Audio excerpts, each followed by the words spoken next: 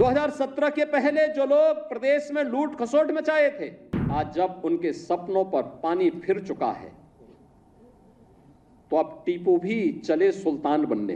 एक धारावाहिक आया था, मुंगेरी लाल के हसीन सपने।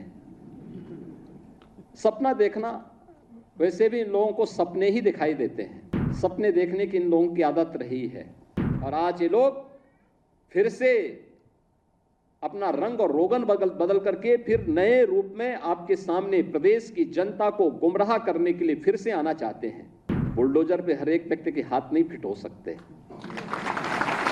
इसके लिए दिल और दिमाग दोनों चाहिए। बुलडोजर जैसी क्षमता और दृढ़ प्रतिज्ञा जिसमें हो वही बुलडोजर चला सकता है। दंगाइयों के सामने नाक रगड़ने वाले लोग बुलडोजर के सामने वैसे ही पस्त हो जाएंगे। हम लोग 6.5 लाख से अधिक सरकारी नियुक्ति प्रदेश के युवाओं को देते हैं।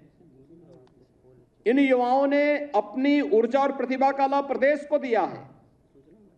आज जब हमारे पास मैन पावर की कमी पूरी हुई तो यही प्रदेश जो देश के विकास का बैरियर माना जाता था, आज सरपट तरीके से दौड़ता हुआ दिखाई दे रहा है। और यही प्रदेश जो बैरियर था, आज देश के विकास का ग्रोथ इंजन बना है। यही प्रदेश ग्रोथ इंजन बनकर के उभरा है।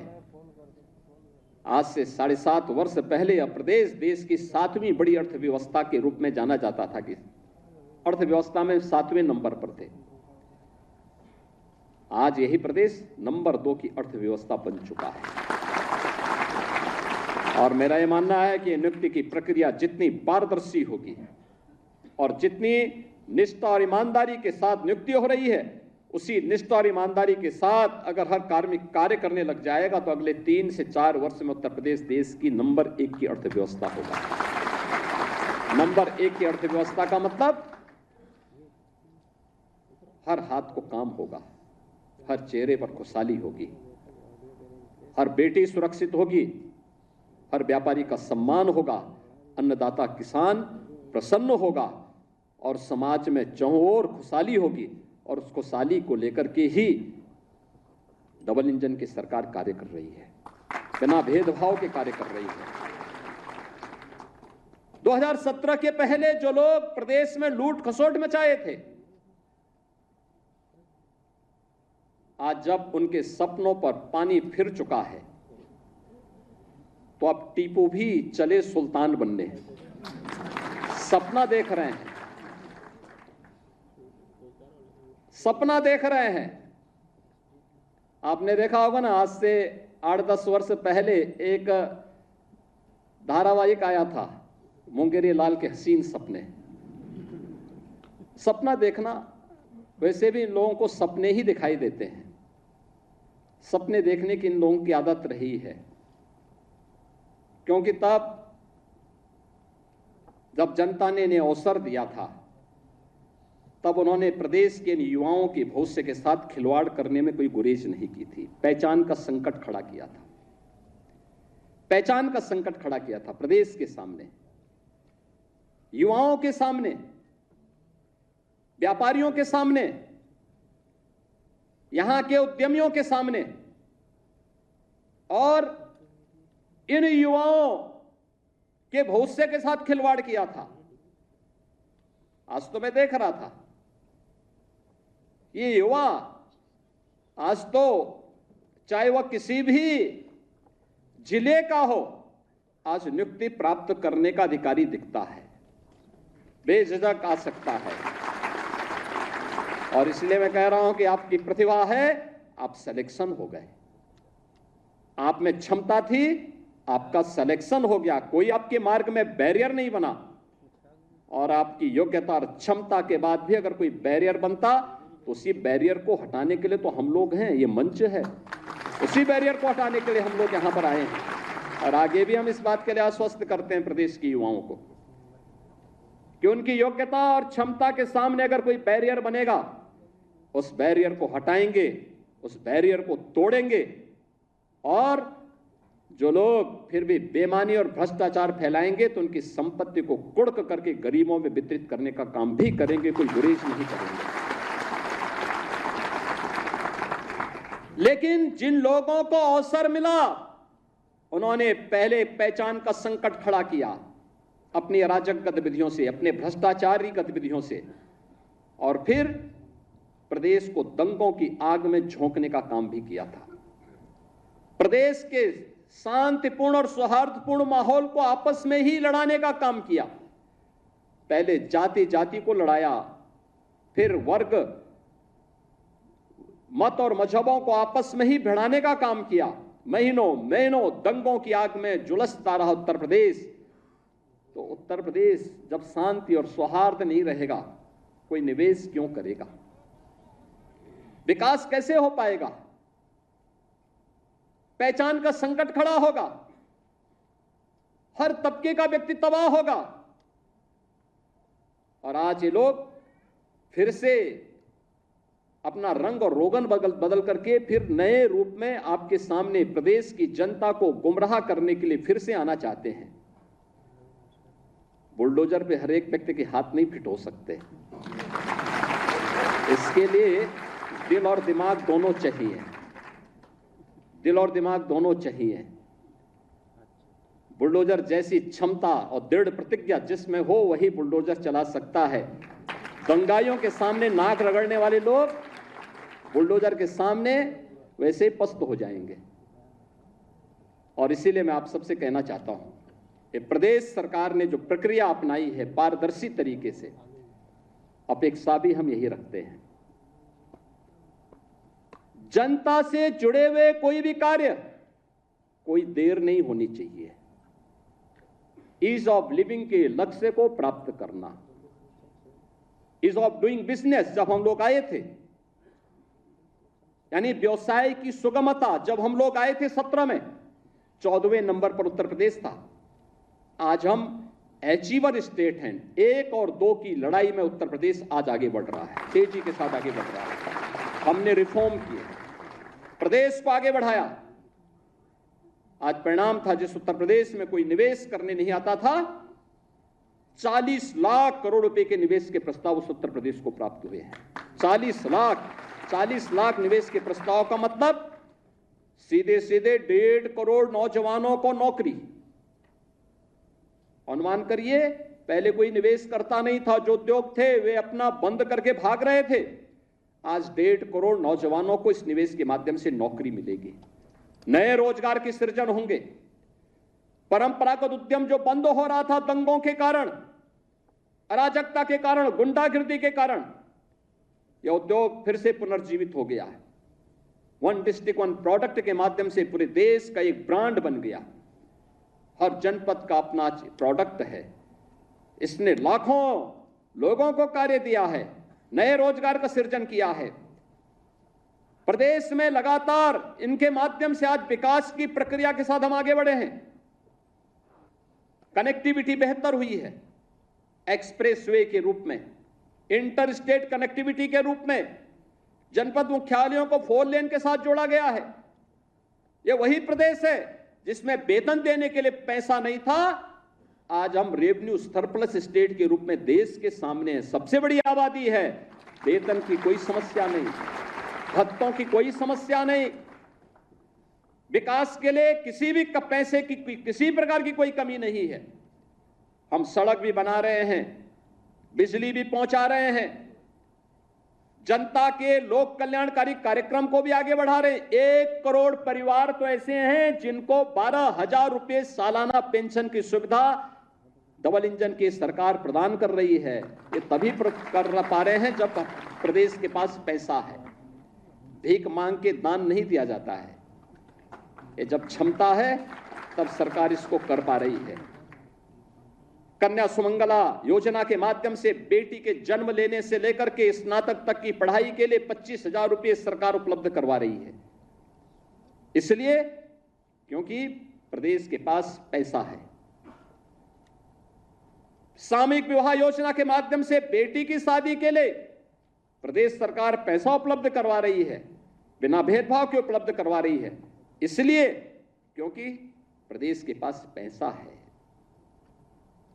हम लोग अनुसूचित जाति, जनजाति, पिछड़ी जाति, दिव्यांगजन, इन सभी को स्कॉलरशिप उपलब्ध करा रहे हैं और पहले की तुलना में कई ज्यादा उपलब्ध करा रहे हैं। इसलिए क्योंकि प्रदेश के पास पैसा है और इस पैसे का उपयोग करते हुए हम लोग आज प्रदेशवासियों को लगातार उनके जीवन में परिवर्तन लाने का काम कर रहे हैं। बहनों और भाइयों, यह सरकार की, चाहे वह विकास के कार्य हों, चाहे वह लोक कल्याणकारी कार्य हों, चाहे वह प्रदेश सरकार के द्वारा एयर कनेक्टिविटी को बेहतर करने की दिशा में किया गया प्रयास हो। पहले प्रदेश में जब दंगे होते थे, अराजकता थी, तो एयर कनेक्टिविटी जोड़ के करेंगे क्या? हवाई जहाज से आएगा कौन? कोई नहीं आता था। आज तो 2 एयरपोर्ट से हम 9 एयरपोर्ट को तो क्रियाशील कर चुके हैं। 10 नए एयरपोर्ट पे हमारे कार्य चल रहे हैं। जो एयरपोर्ट 9 चल रहे हैं, इनमें से 4 तो इंटरनेशनल एयरपोर्ट हैं। 5वां भारत का सबसे बड़ा एयरपोर्ट भी हम उत्तर प्रदेश के अंदर जेवर में बना रहे हैं।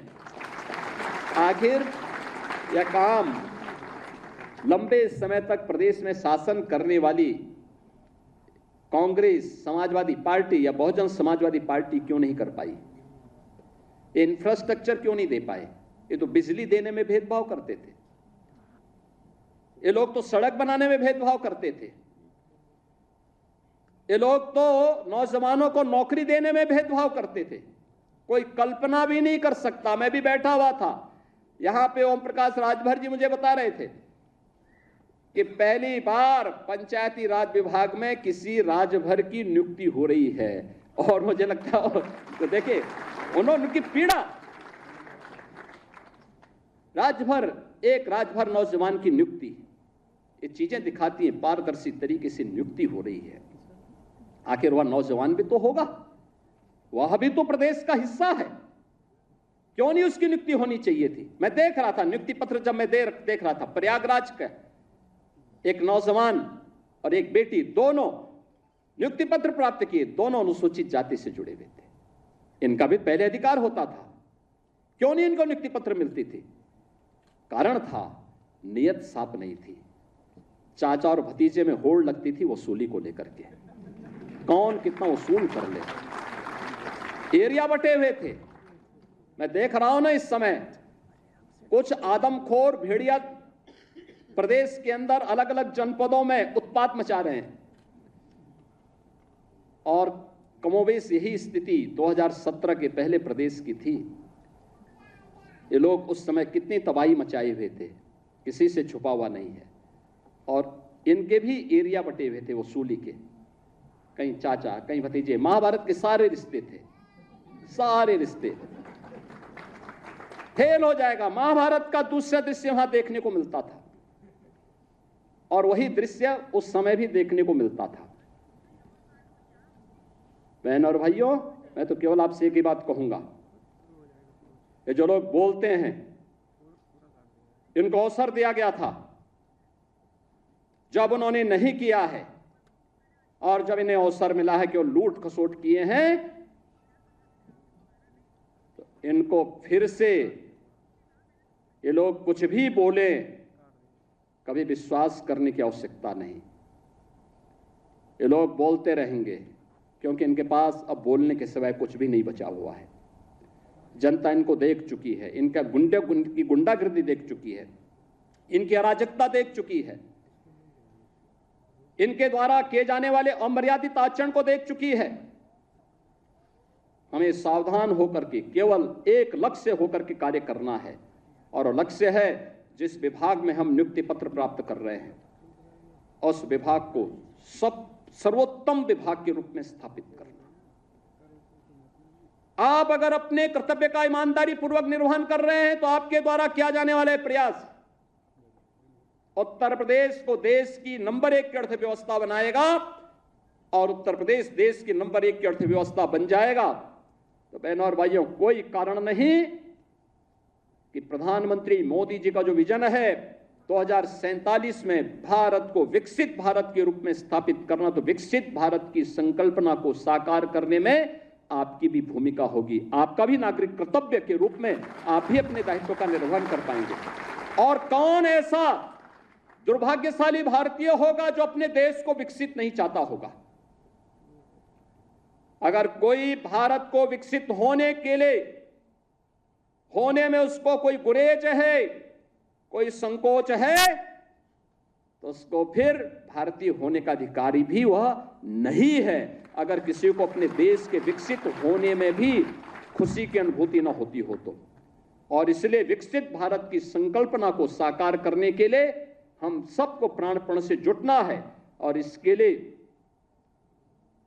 जिस शुचितापूर्ण, ईमानदारीपूर्ण, निष्पक्ष तरीके से नियुक्ति की प्रक्रिया के साथ आज आपको जोड़ा जा रहा है, इसी निष्पक्ष तरीके से आप भी अपने जीवन काल में कार्य करेंगे, क्योंकि आपको 30 से 35 वर्ष तक शासन के अलग अलग विभागों में कार्य करने का अवसर प्राप्त होगा। और उन 30 से 35 वर्षों का जो आपके जीवन का कार्यकाल होगा, वह इस बात पर निर्भर करेगा कि आपने कितनी निष्ठा के साथ, कितनी त्वरित गति के साथ अपने कार्यों का निर्वहन किया है। और जब आप 30-35 वर्ष के बाद अपनी सेवा में निवृत्त होंगे, तब तक हमारा देश एक विकसित भारत के रूप में स्थापित होगा। विकसित भारत जिसमें भारत की हर नागरिक के चेहरे पर खुशहाली होगी, सीमाएं सुदृढ़ और भी सुदृढ़ होंगी, भारत दुनिया का नेतृत्व कर रहा होगा। उस विकसित भारत की संकल्पना के लिए समर्पित भाव के साथ हम सबको कार्य करना है। मैं एक बार फिर से आपके सभी जो 1334 हमारे अभ्यर्थी आज यहां पर नियुक्ति की प्रक्रिया के साथ जुड़े हैं, आप उनके सभी अभिभावकों का मैं अभिनंदन करता हूं। उनके सपने साकार हो रहे हैं। अधीनस्थ सेवा चयन आयोग ने इस प्रक्रिया के माध्यम से, पारदर्शी नियुक्ति की प्रक्रिया के माध्यम से उन्हें नियुक्ति पत्र वितरित किया है, ये वितरण किया जा रहा है। सभी सफल अभ्यर्थियों को मैं हृदय से बधाई देता हूं। अधीनस्थ सेवा चयन आयोग के सभी अधिकारियों को भी हृदय से धन्यवाद देते हुए आप सबके प्रति अपनी शुभकामनाएं देता हूं और विश्वास करता हूं कि आप विभाग में सर्वोत्तम करने का प्रयास करेंगे। आप सबके प्रति मेरी शुभकामनाएं। धन्यवाद। जय हिंद।